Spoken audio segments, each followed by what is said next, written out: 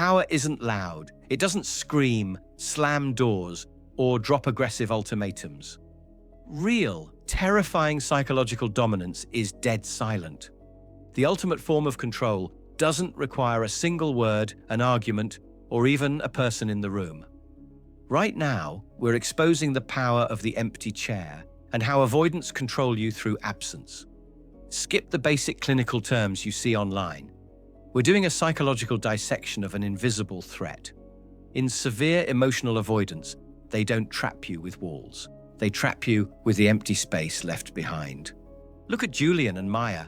Maya's sitting in a quiet living room. The clock is ticking. Across from her is a vacant space on the sofa where Julian sat just 10 minutes ago. He didn't storm out. There was no fight. Maya simply asked a vulnerable question about where they were heading. Julian didn't answer. He didn't even blink. He just stood up, walked into his study, and closed the door. Now, Maya's throat is dry. Her chest is tight. She's spending hours mentally rehearsing a text message, desperately hunting for the exact words that won't cause him to drift further. Julian hasn't threatened her. He doesn't have to. His absolute unavailability creates an invisible gravity well that forces Maya to shrink her entire existence. He's dictating her reality through his absence. Behavioral analysts call this the architecture of the vacuum. Julian establishes his physical and emotional presence as a scarce, hyper-expensive luxury item. By offering deep connection and then vanishing without explanation, he creates a permanent emotional deficit. This isn't just relationship drama, it's a documented behavioral phenomenon. In the psychological study, The Empty Cradle, this exact vacuum is exposed as a mechanism that forces a partner to exhaust their own nervous system, trying to read a blank slate. Julian's quietness isn't passive, it's a psychological fortress. It's the exact real-world blueprint seen in the classic film The Loneliness of the Long-Distance Runner, where a stubborn, total withdrawal is weaponized as a cold act of defiance to completely freeze out anyone trying to connect. To Julian, Maya's need for clarity is a hostile invasion. He doesn't fight back with words, he simply removes the target. He leaves the room, knowing his empty chair will do the torturing for him. As the relationship progresses, Julian's silence evolves from a defensive retreat into an active tool of behavioral conditioning. Welcome to the stage of micro-withdrawal. Whenever Maya tries to assert a basic boundary or expresses a need, Julian doesn't debate her. He quietly steps back 10%. He replies to texts hours later. He stares at his phone longer during dinner. He looks right through her. Think about how this shatters Maya's daily life. They're at a coffee shop, laughing.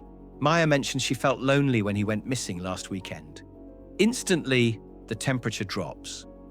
Julian's face goes blank. He doesn't argue. He just stops holding her hand. He checks his watch.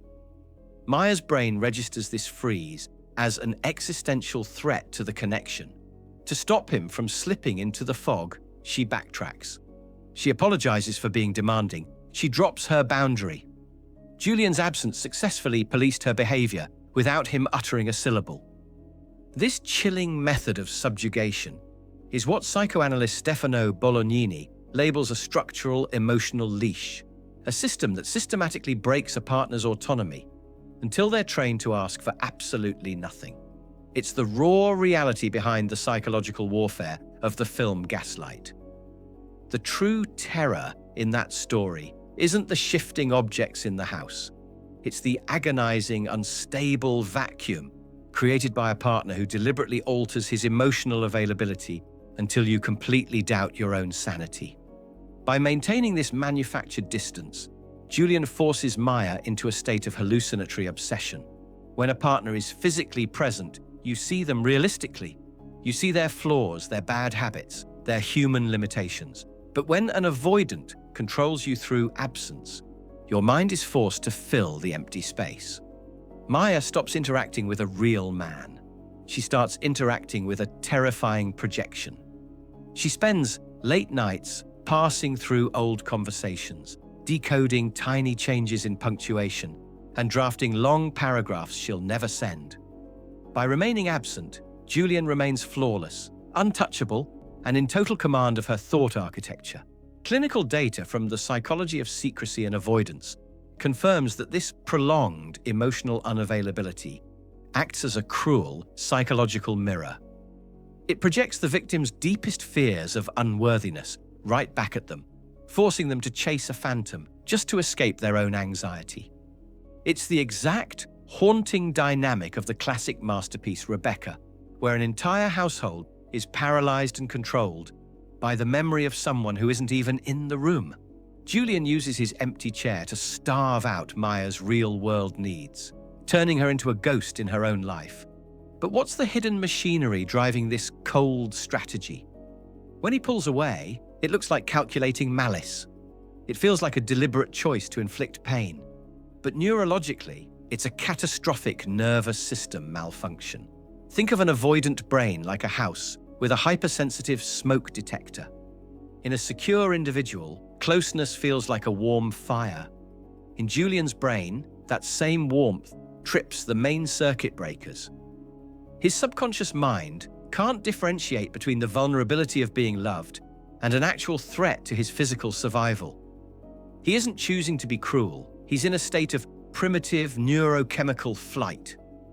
His brain floods his body with stress hormones, commanding him to freeze or flee before he's consumed. Which brings us to the brutal climax of Maya's story. Can Julian change? Can a person who controls through absence ever learn to show up? The answer is something most relationship channels refuse to admit. Yes, he can change, but never because Maya loved him enough to fill his vacuum. Maya's endless patience, her tiptoeing around his silence, and her willingness to accept less will never lower his guard. In fact, the more she attempts to fill that empty space with her panic, the deeper he'll retreat into his cave. Julian will only change when the pain of his total, freezing isolation finally becomes more terrifying than the vulnerability of being known. Until he decides to face the internal panic system driving his flight, Maya's love is just fuel for his survival mechanism. The illusion of the empty chair has been shattered. The power only existed because Maya kept staring at the vacuum, waiting for a sign of life. Now, the question turns away from the story and looks directly at you. Will you keep sitting at a table with a ghost, trying to decode the silence, or will you finally stand up, leave the empty room, and reclaim your own peace?